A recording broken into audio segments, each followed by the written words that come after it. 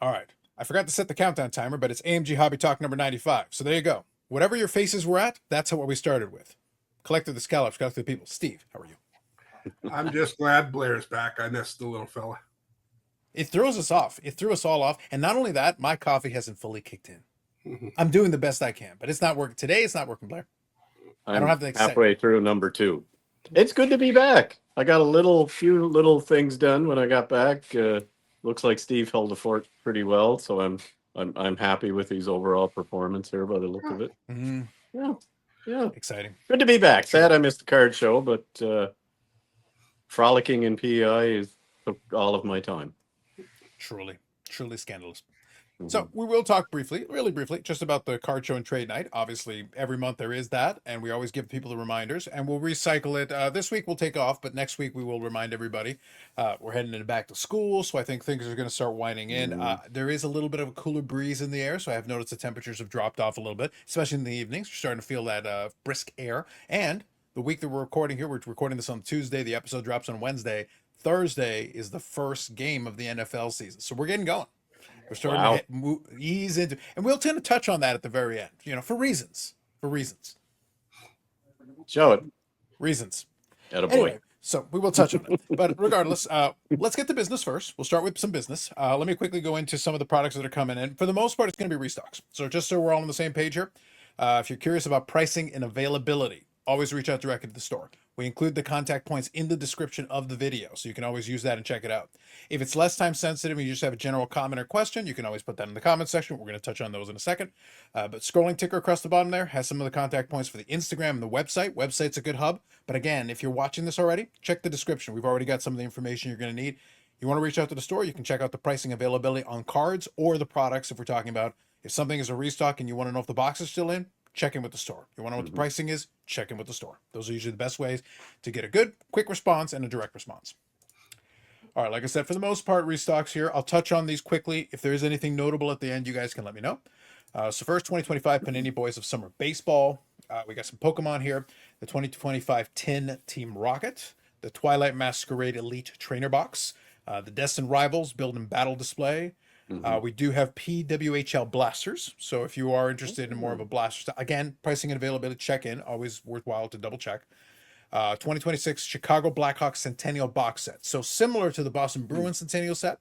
They started off with the box set first.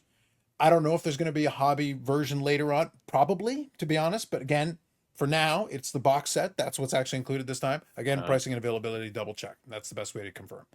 And last one here, I've got Panini Origins Football, and then 2025 Panini Oklahoma City Championship box set. So Oklahoma won the NBA championship, so there's a box set there for basketball. Again, pricing and availability, double check. Some of this stuff is available in smaller quantities. Yep. Yeah, and I'll mention of course, the PWHL. Several have contacted about the blasters, so we do have some of those, and we'll again limit probably like 2 per customer just to spread them out again. And you also mentioned the Blackhawks Centennial box set. There is a tin set coming as well.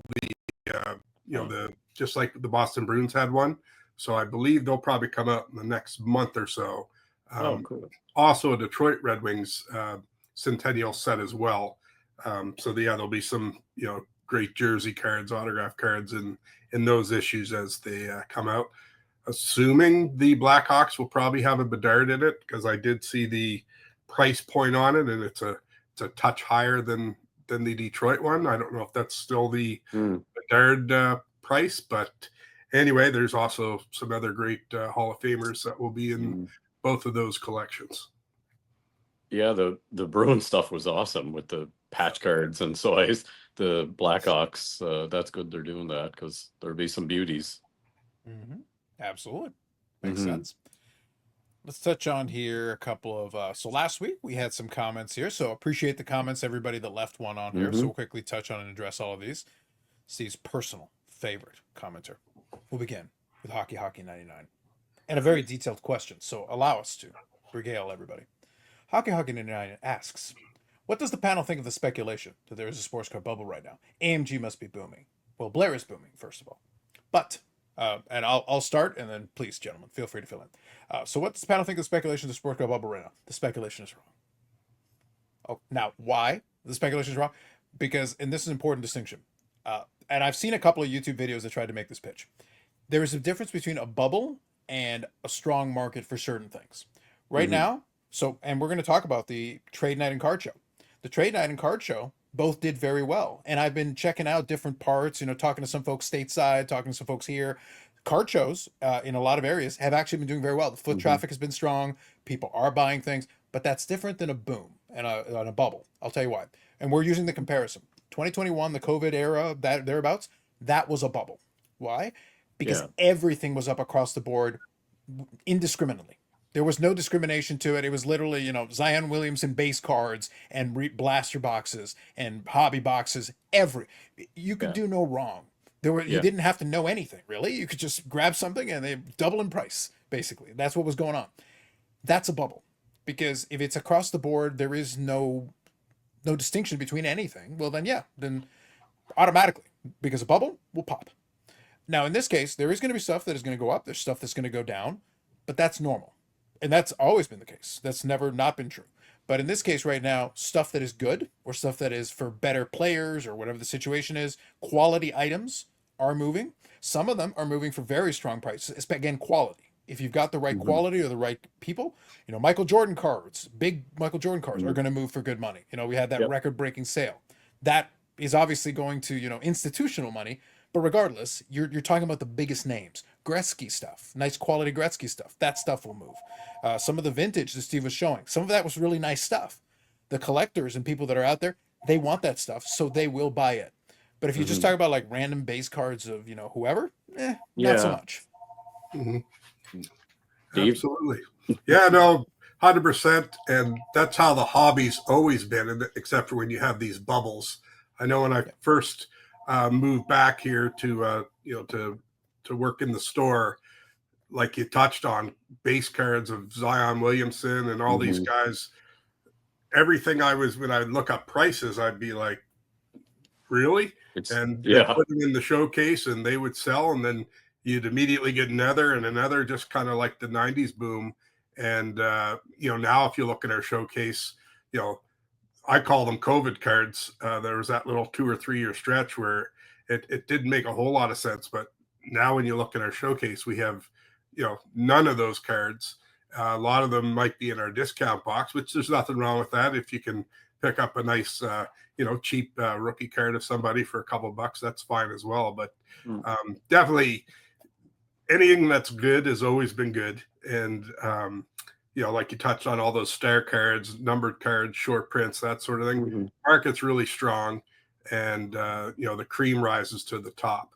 But I don't know if there's a bubble right now, because like we touched on, there's products here that we get them 1 week and they're gone within 3 days, but other products we get them and they're still sitting on the shelf. So it obviously depends on the product, and sometimes you get what you get as far as the products that you go after. So the higher end stuff is doing fantastic, and even the mid grade stuff too is doing really well. It's the just some of the obscure items and that just aren't flying out the door. But Mhm. you take the good with the bad in this hobby, and you got to navigate your way through this world. Mm-hmm. Absolutely. But that's the thing. It's a key distinction. We want to make sure we define these things properly. Uh, this whole situation, when you're talking a bubble, then you are seeing it across the board. It doesn't matter what, and I'll give you a good concrete example of exactly what kind of Steve was referring to during that, kind of COVID boom period. Again, everything. You didn't have to know anything. One thing that was taking off for a little while amongst all the other categories, because it was all categories. It didn't matter what it was. UFC cards were going off like crazy. One Yeah. that I had opened boxes of back in the day was 2018 Topps Chrome UFC, which by the way I think is a great product. And I have basically completed the autograph set for that, which has some great people in, Hall of Famers and everything. And I was very happy to finish that set. But I opened boxes of it. And when I opened boxes of it, I was able to get boxes of it for $75 because no one cared. But then during the boom period, everything was going up. Well, I had some refractors for it because it's chrome. Conor McGregor had a refractor card, and I was thinking about doing the set. I had started accumulating some of the singles. This is all prior to the boom period, so I'm grabbing some of the singles here and there, including I had a Conor McGregor, and obviously I was looking around and I was seeing everything was going up. I had picked up Conor McGregor on ComC for 85 cents. The refractor of Conor McGregor, 2018 Topps Chrome for 85 cents. That was the going rate because whatever. Mm. It's 2018 Topps Chrome UFC. No one really cared at the moment. I sold on eBay for like $50 or $60, 85 cents to $50 or $60. Now, with Conor McGregor and everything he's done, was it worth more than 85 cents? Sure. Like today, like I'm just looking on eBay right now. It's been a couple of years since one is sold really, but if you got an SGC 10, one sold in June for $65, but that's an SGC 10. So Yeah. basically, I sold a raw copy for a little bit less than that during that boom period because it didn't matter. It was Conor McGregor. People were like, Conor McGregor refractor, sure, sign me up, I'll buy it. And it was an auction. So, but an SGC 10 sold, back in June for $65, so barely more. Yeah. It stayed up. It didn't go all the way back down, but it didn't stay all the way back up. That's the definition of a bubble. That's a bubble because a lot of that stuff popped, and when a lot of stuff popped, the prices came back down. But again, quality stuff. You got a nice Conor McGregor card, like a key Conor McGregor. There's still value to that. Yeah. Maybe not the absolute apex value, but there's still value to it. Again, Gretzky is still doing very well regardless, but some of that stuff went crazy. The Gretzky rookies, the PSA 10 Gretzky rookies that sold during that, we haven't reached those levels again. But that doesn't mean that a Gretzky PSA 10 won't sell for good money. It will. Yeah. Absolutely. Yep. Yep. Yeah, and it was a bit of a disheartening time too. The first year or so, after I started back here, people that were jumping in on that boom were then bringing those cards in and trying to sell them, and unfortunately the bubble burst, and a lot of those cards, and I'm just looking at 3,200 count boxes of the same thing, unfortunately, and I'm like, sorry, but I just I can't help you on this. And then of course they get disheartened by I paid this and paid that, and I'm like, yeah. And a lot of people had to learn the hard way. There is, there's a reason people that have been doing this for a long time are still doing it, because there are definitely bubbles or booms or this and that, and you have to. There really is a science to it. You have to, to ride the good times with the bad times. So that was, a few years ago, that was tough, and we still get them weekly. Someone will come in trying to clean out or thin their collection down, and it's just like I know you probably had a lot of money into this, but we just can't use them, unfortunately. Absolutely. So that was we covered a little bit of ground there, and we gave a couple of examples and everything just so we can understand. So we're all on the same page and level set. There are segments of the market that are doing very well. Absolutely. And like I said, there have been some record sales, and overall there is still movement on certain items, but a bubble again requires all markets. Not all markets are moving right now.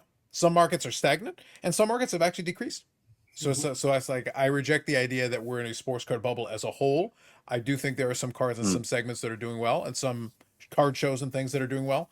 So right now it's doing well. And again, same thing. Speaking of AMG specifically, there's stuff there that will move.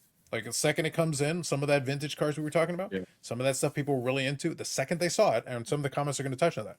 The second they saw it, some of that stuff's going to move. Other stuff's just sitting. Yeah. He's gonna have to do a real salesman job. He's gonna have to really sell it. Yep. Yeah, that's true. Yeah, Pokemon and stuff like that's in its own little bubble, but of course it's hot, so I don't know if it's a true bubble, because Pokemon's closer. If you want to use the bubble question, Pokemon is closer to that, because right now a lot of the Pokemon will do well almost regardless, and some of the product is really good, some of it's really nice, but some of it is like it's not like Pokemon Company isn't printing. Like they're printing a lot of stuff. There's plenty out there.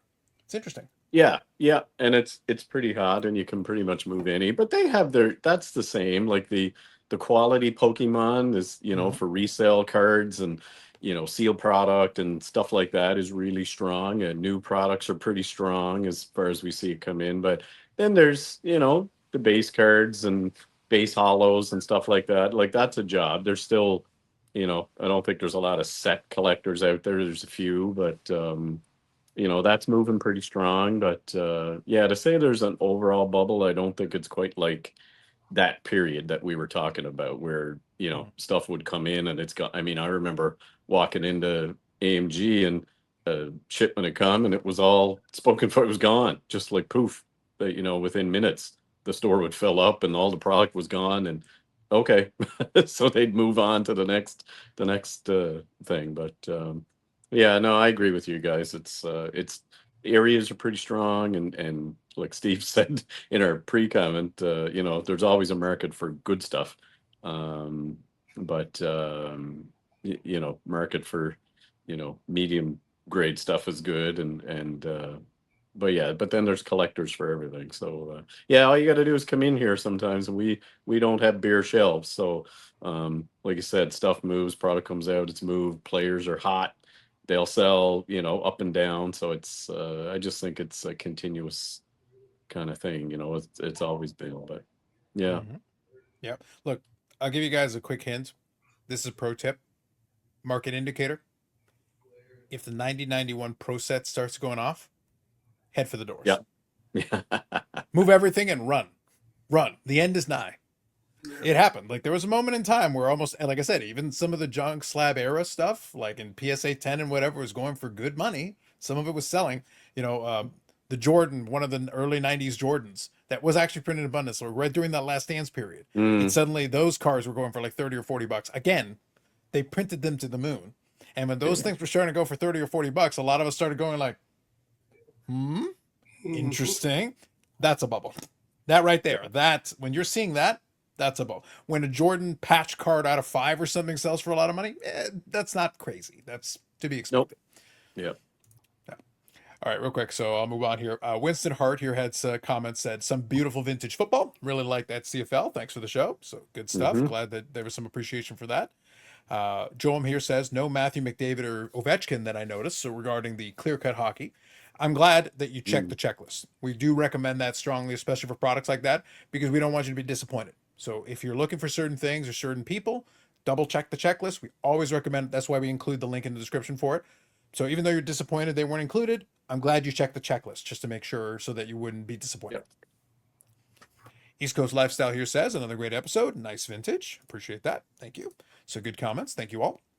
And as always, like I said, if you include a comment, for the most part, we'll usually get to it in the following episode. So feel free to include your messages in the comment section. And sometimes we'll talk through it a little bit more, and sometimes we'll just acknowledge it. All right. So real quick here, I'll showcase a couple of cards that Steve left with me to showcase for this week. And then we'll finish off with a little bit of fun talk at the end. We were talking a little bit pre-show, so we can do that for a couple minutes. Like I said, for the most part, this week is nothing too crazy. We already went through the products that are coming in. You can always inquire about those. But this week, we're taking it kind of easy because right now, I think people are warming up as they head back to school. So first thing here, we got 2023 Donruss Women's World Cup. Christine Sinclair, a red autograph on this in a mint 9. And that is numbered, it looks like, to 99 on this one. Yep, little soccer content. And of course, she is everything to Canadian women's soccer and soccer in general. So, and not overly expensive. So that's sitting in the showcase. So any Sinclair fans, I would suggest coming in and nabbing that before it disappears. This is my favorite already, and I haven't seen the other cards. Look at that. Nice you stay away from that. So we'll go here to another autograph here, another certified auto as well. So this is from 22, clear cut in a mint 9, Slavkovsky. So go with that. So this is the high gloss version, number 10 auto. So it is a little bit of a tougher variant. So you do want to double check that. The clear cuts are nice, though. I will say for the autographs, we talked about it. Double check the checklist. That way you make sure that you get the stuff you're looking for.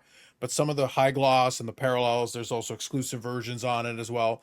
But with the acetate design, an on-card auto on the acetate, on a lot of those designs, actually looks pretty good. It just varies, but some of these actually look really nice if you're interested in on-card auto for some of these people.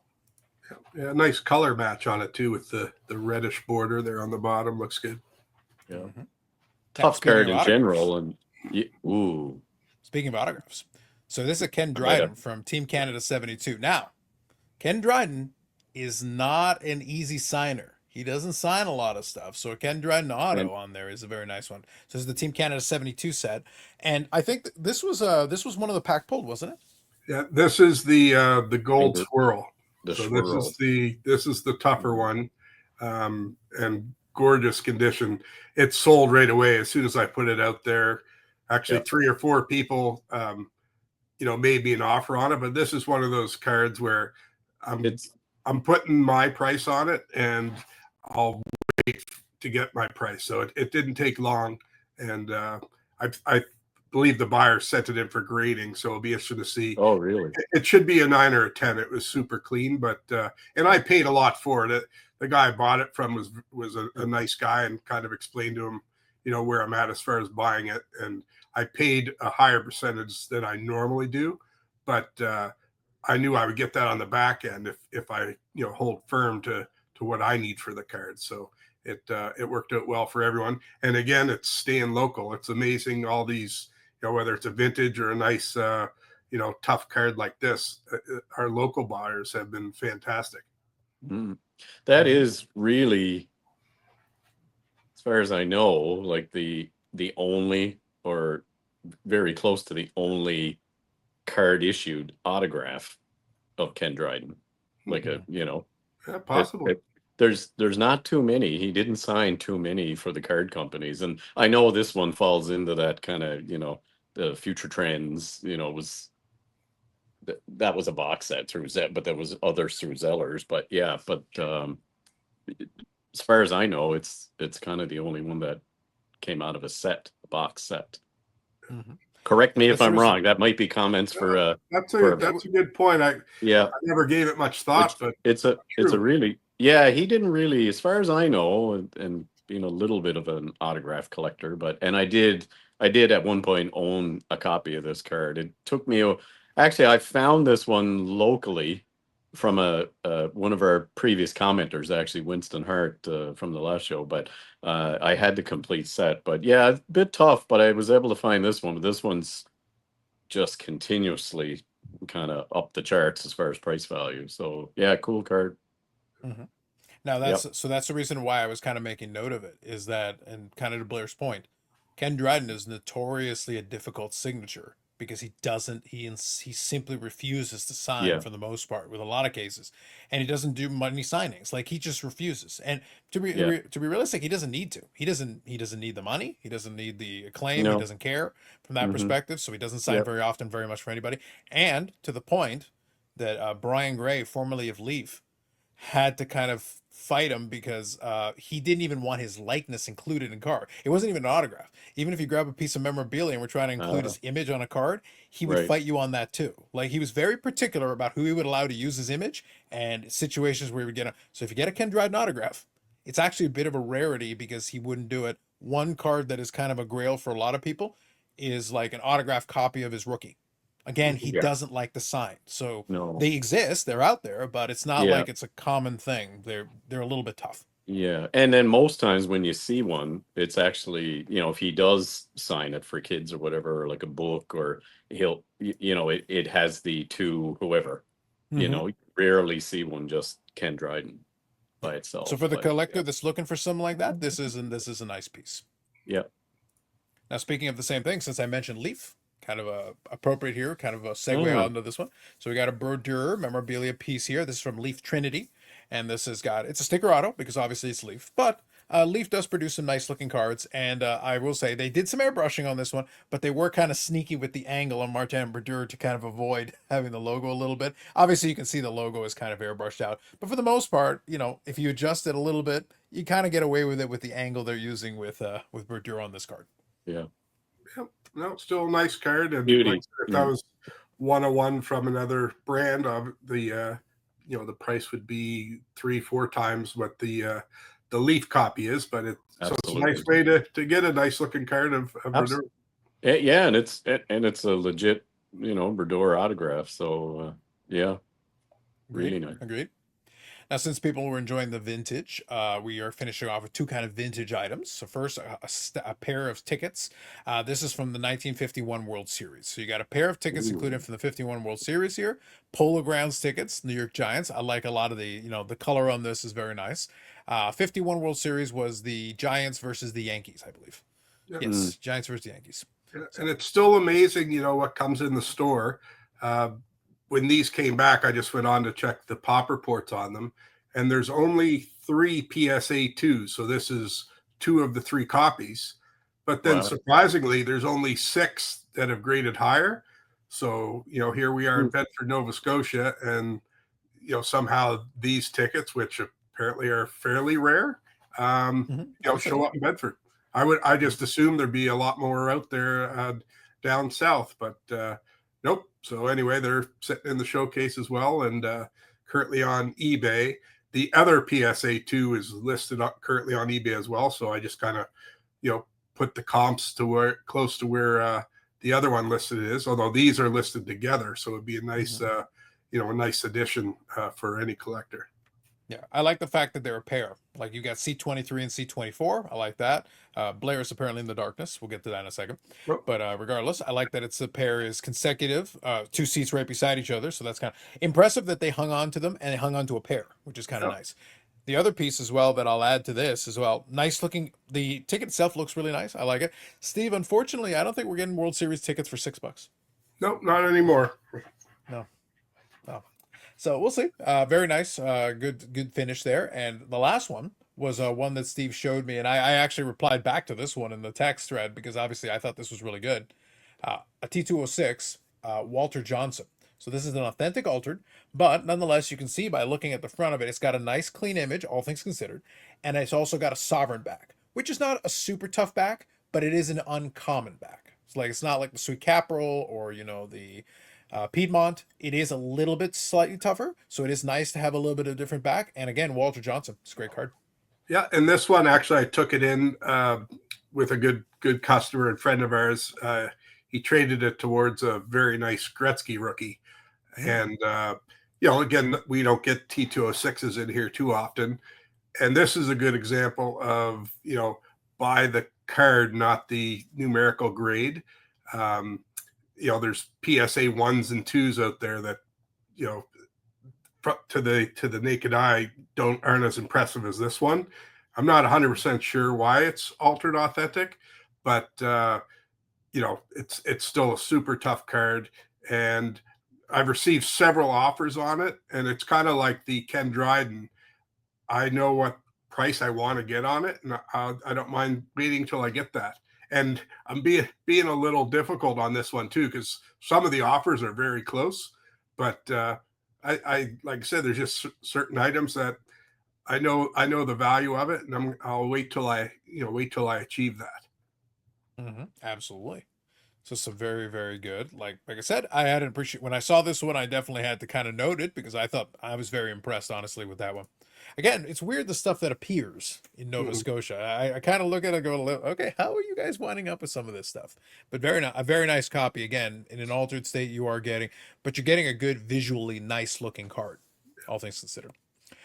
So obviously Blair is still in the darkness. I don't know what happened. Like he already was gallivanting, and now Steve, he couldn't even make it to the end of the episode. His phone probably died. Also, too, on that card, the back is clean. I didn't provide a scan of the back, but okay. Sometimes they'll grade it altered because of back damage or something. But this one is clean. Nice, very good. So we'll finish up here. I'll leave Blair for now. What I'll do is I'll take him off screen for the moment. If his imagery comes back, I'll bring him back. He's probably talking right now.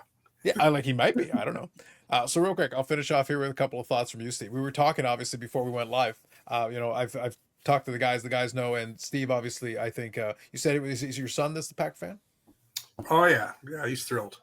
Yeah, so basically we were talking a little bit about obviously the big news coming in. So this week on Thursday, as we're recording this, Thursday is going to be the first game of the NFL season, so we're getting going. I have personally, everybody uses different things. I like to use different streaming options, so I like to use DAZN. DAZN is the one we've got in Canada. It's worked pretty well for me, all things considered. So I like it. I get the football package so I can watch all the games, Sunday ticket, all that good stuff. But regardless, I use it to watch a lot of the games and keep up with the Packers. I've got stuff behind here, and you can kind of make out in the background. But obviously the Micah Parsons trade and everything.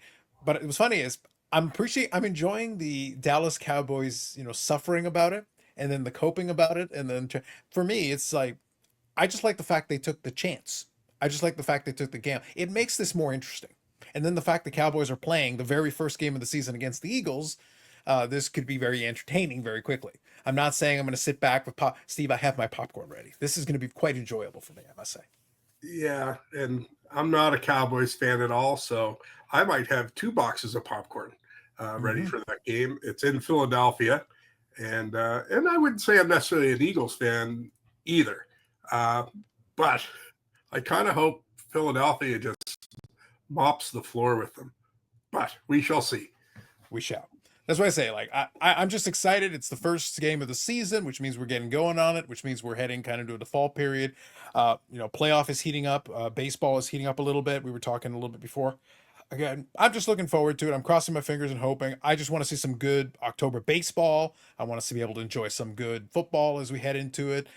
This is a good time of the year. If you're a sports fan, we're about heading into one of the two really good time of the year because football is starting, but then baseball playoffs are going to be. We're in the stretch drive.